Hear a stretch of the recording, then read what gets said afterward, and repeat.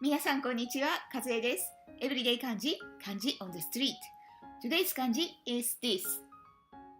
Means to wash. On reading is 線. Kun reading is 洗う. The stroke order of this kanji is this.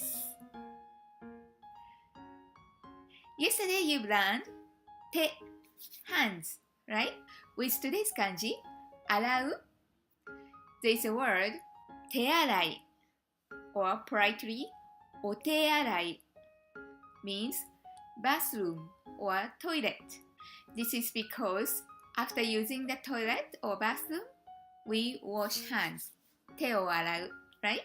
Okay, you'll see this kanji on the street like this.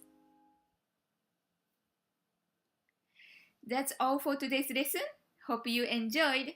じゃあまた明日。バイバイ。